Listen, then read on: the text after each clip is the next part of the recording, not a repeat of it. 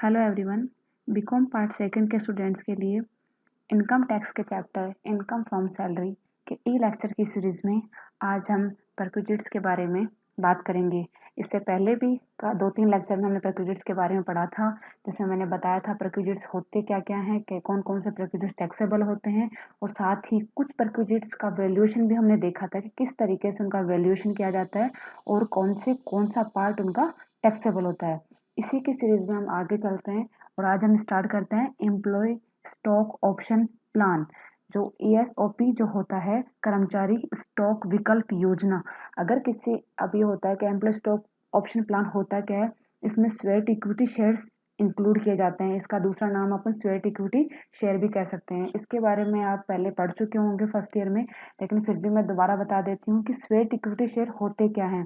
Sweat equity shares means equity share issued by a company to its employee or directors at a discount or for consideration other than for cash, for providing know-how or making available rights in nature of intellectual property rights। तो sweat equity अंश वो अंश होते हैं या वो share होते हैं जिससे एक कंपनी अपने कर्मचारियों को या संचालकों को या तो कंसेशनल रेट पे, डिस्काउंट रेट पे, जिसको रियायती दर कहा जाता है, या मुफ्त में या बिना किसी कंसिडरेशन के, अथवा किसी कार्य के प्रतिफल स्वरूप कि कोई हमने काम करवाया, उसमें हमें कोई पेमेंट करना था, उस कैश पेमेंट की जगह वो शेयर इशू कर रही है, तो किसी कार्य के प्रतिफल स्वरूप नगद के स्थान पर निर्गमित किए जाते हैं, तो उन्हें स्वेट इक्विटी शेयर्स कहा जाता है।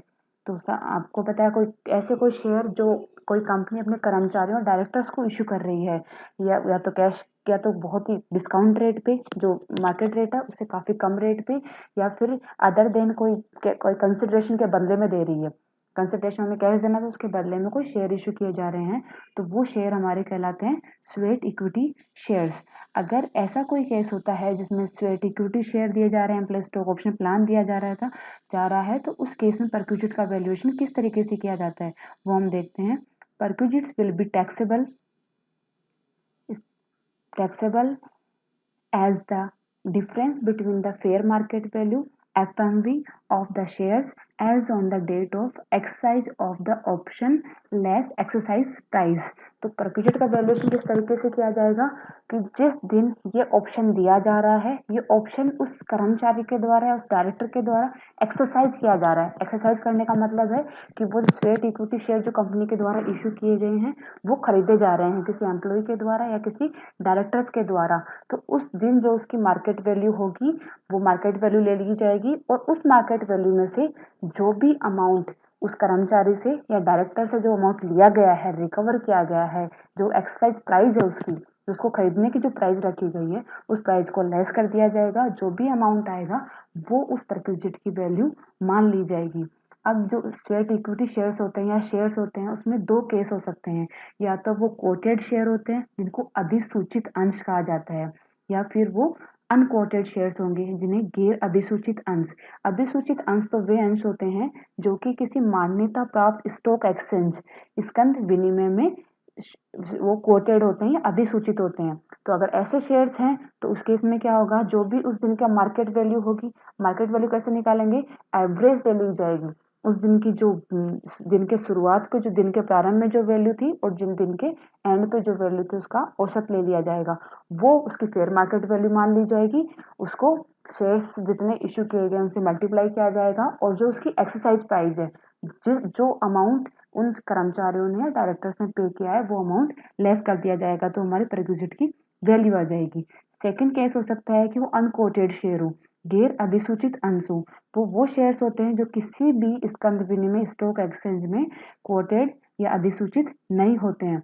उस केस में क्या होते हैं, कोई मर्चेंट बैंकर्स होते हैं, तो मर्चेंट बैंकर के द्वारा जो भी मूल्य निर्धारित किया जाता है वो value market value, fair market value मान ली जाती है।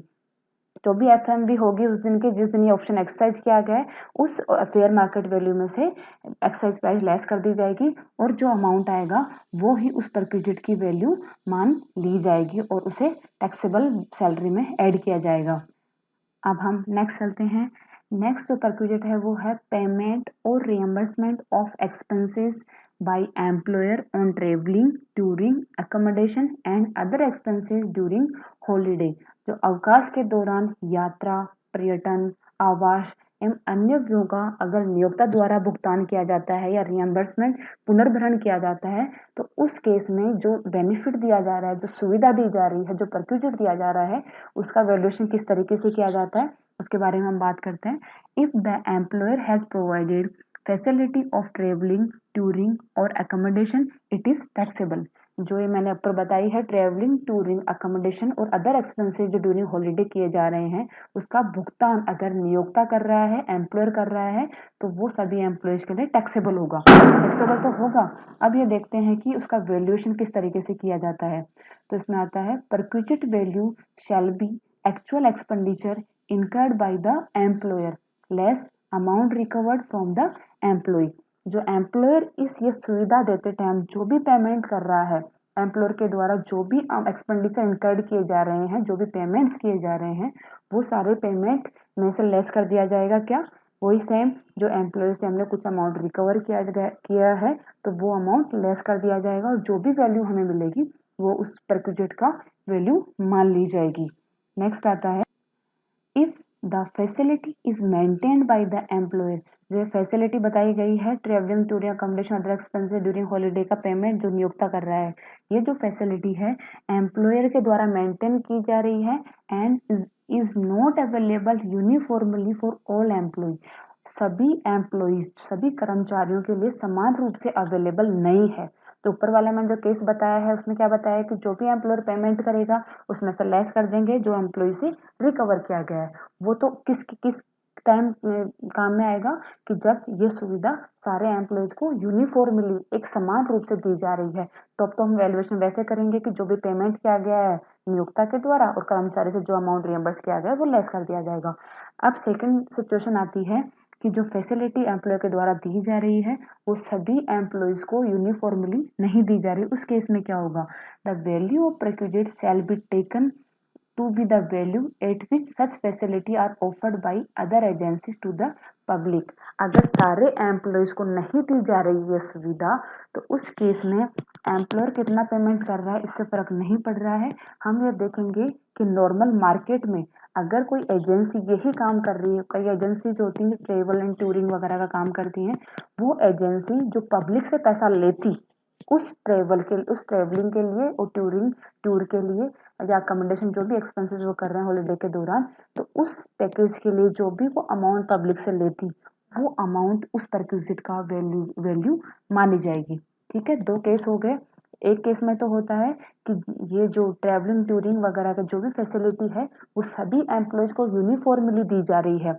उस केस में तो जो भी एम्प्लॉयर पेड करेगा अमाउंट उसमें से लेस कर दिया जाएगा जो एम्प्लॉय से रिकवर किया गया है। सेकंड केस होता है जो सारे एम्प्लॉयज को यूनिफॉर्मली ये फैसिलिटी नहीं दी गई है, तो उस केस में क्या होगा? उस केस में वो जो बाहर की जो एजेंसी है वो एजेंसी ये फैसिलिटी देने के बदले पब्लिक से जो पैसा लेती वो अमाउंट उस परक्विजिट के वैल्यूएशन के लिए कंसिडर किया जाएगा। इफ द अब एक सिचुएशन हो जा सकती है कि if the employee is on official tour and any member of his household has accompanied him and the employer has incurred expenditure for such member, the amount so incurred shall be taxable।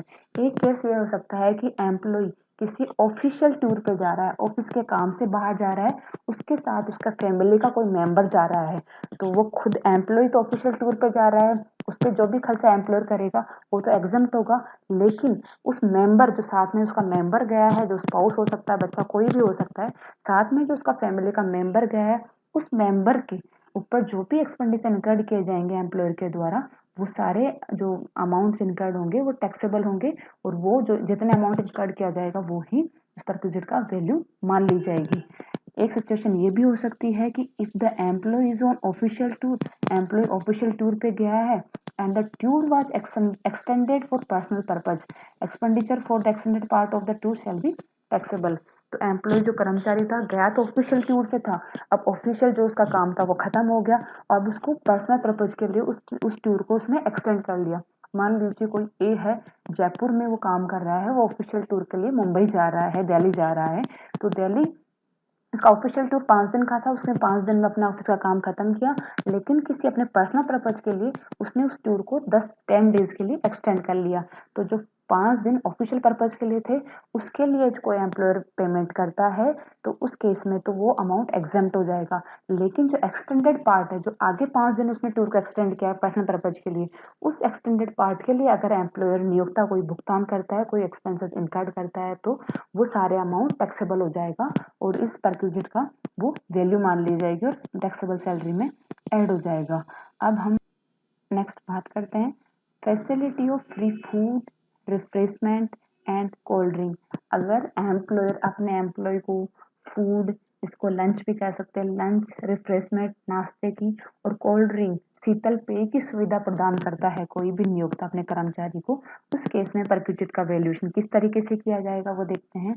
If the employer has provided free refreshment to the employees at the place of work during the office hours, it will be exempt। ये आपको ध्यान रखना है कि eight the place of work during the office hours, अगर कोई employer अपने employee को ऑफिस में और ड्यूरिंग द ऑफिस आवर्स को रिफ्रेशमेंट की फ्री सुविधा देता है, नाश्ते की सुविधा देता है, जिसमें चाय या चाय के समान अन्य पेय हो सकते हैं, हल्का नाश्ता हो सकता है, वो रिफ्रेशमेंट की सुविधा अगर दे रहा है एम्प्लॉयर, तो वो रिफ्रेशमेंट की सुविधा पूर्णतः एग्जम्प्ट है, कर मुक्त है।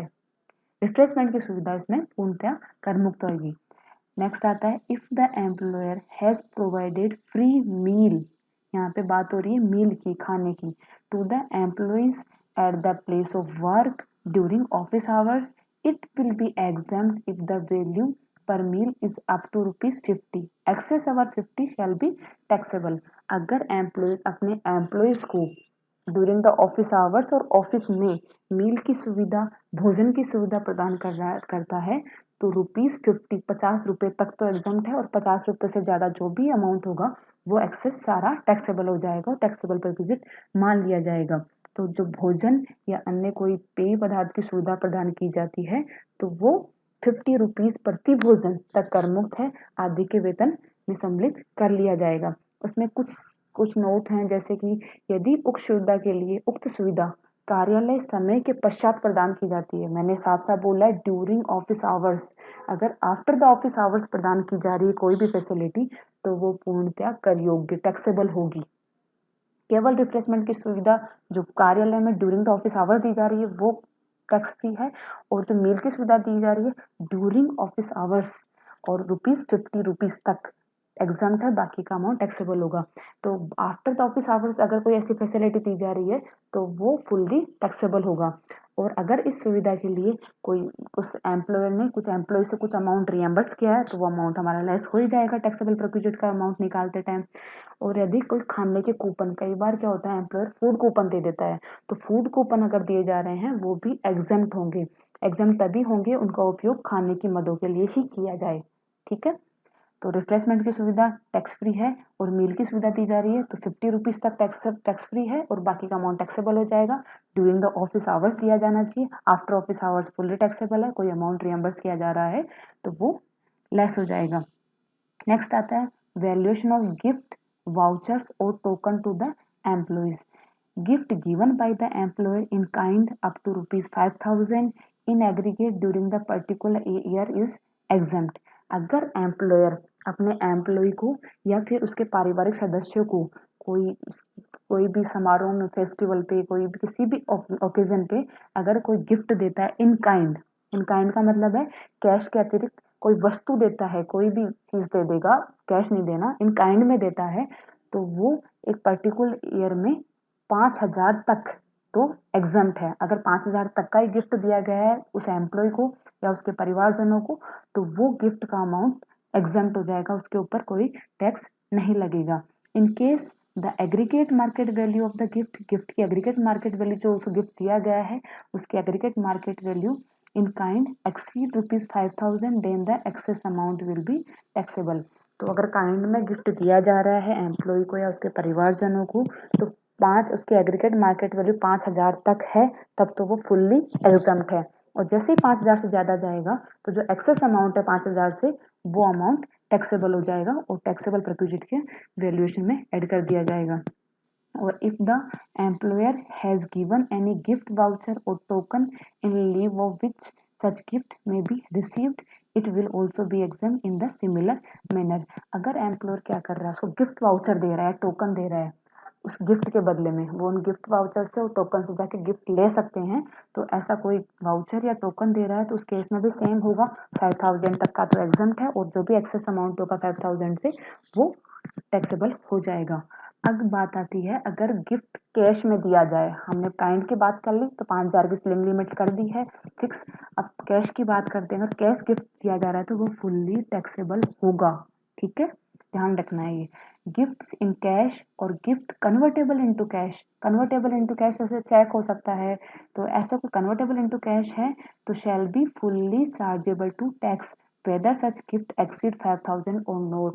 इसमें 5000 की कोई सीलिंग नहीं रखी गई है। अगर कैश में कुछ भी गिफ्ट दिया जा रहा है, किसी को भी दिया जा रहा है एम्प्लॉयज के परिवारजनों को, तो वो फुल्ली टैक्सेबल होगा। और काइंड में दिया जा रहा है तो 5000 की स्लिंग लिमिट है, 5000 तक एग्जाम्प्ट है और बाकी का टैक्सेबल हो जाएगा।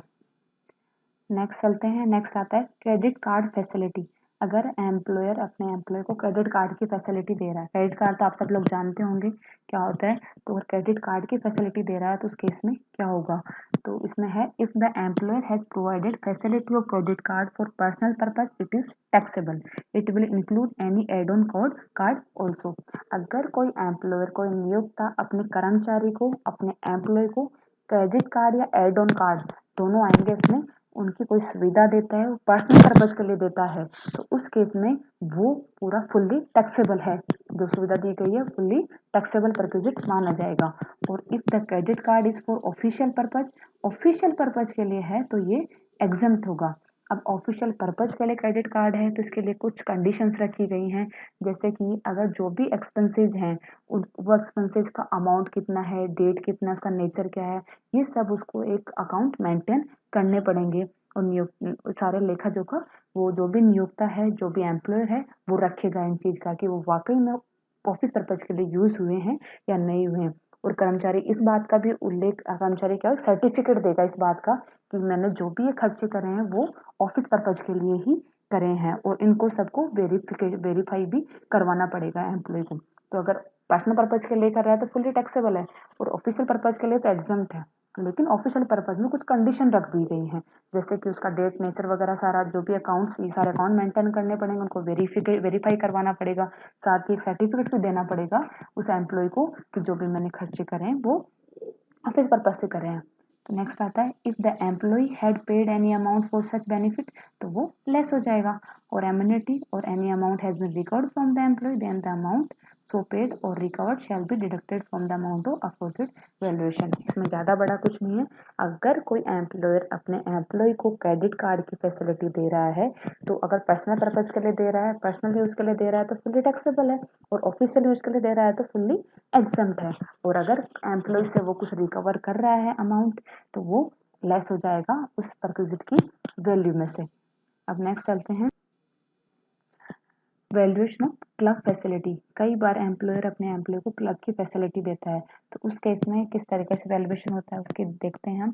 If the employer has provided club facility for personal purpose it is taxable, but it is for official purpose it is exempt. तो कोई भी नियोक्ता अपने कर्मचारी को, कोई भी एम्प्लॉयर अपने एम्प्लॉय को क्लब की फैसिलिटी दे रहा है पर्सनल पर्पज के लिए, जैसे हम क्रेडिट कार्ड फैसिलिटी में बताया, वो सेम चीज इसमें आ रही है।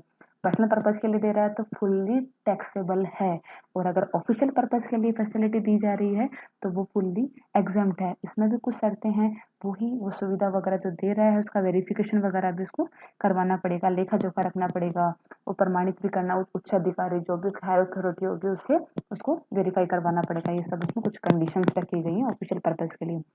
However where the employer has obtain corporate membership of the club and the facilities enjoyed by the employee or any member of his household, the value of requisite shall not include the initial fees paid for acquiring such corporate membership। तो मैंने इसमें बताया है कि employer अगर personal purpose के लिए facility दे रहा है तो फुल्ली टैक्सेबल है।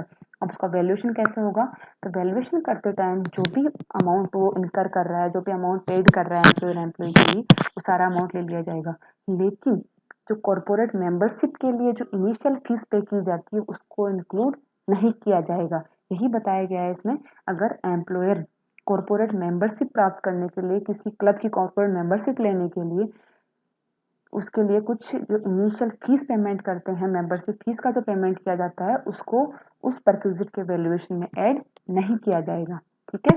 नेक्स्ट आता है facility of health club, sports and similar facility provided uniformly to all the employees by the employer. अगर एम्प्लॉयर सभी एम्प्लॉयज को समान रूप से हेल्थ क्लब, स्पोर्ट्स क्लब को सिमिलर फैसिलिटी प्रदान करता है, देता है, देन वो क्या होगी, in this case facility shall be exempt from income tax. तो वो जो फैसिलिटी होगी हेल्थ क्लब की, स्पोर्ट्स क्लब की और ऐसे किसी क्लब की कोई फैसिलिटी हो, सभी एम्प्लॉयज को समान रूप से दी जा रही है फैसिलिटी, तो वो फुल्ली एग्जेम्प्ट हो जाएगी, उसके ऊपर कोई टैक्स नहीं लगेगा। ठीक है। अब नेक्स्ट हम जो बचे हुए परक्विजिट्स के बारे में नेक्स्ट लेक्चर में बात करते हैं। नेक्स्ट लेक्चर में हम देखेंगे कि स्पेसिफाइड एम्प्लॉयज हैं, जिसके बारे में मैंने पहले बताया था कि स्पेसिफाइड एम्प्लॉयज होते क्या हैं प्रीवियस लेक्चर्स में।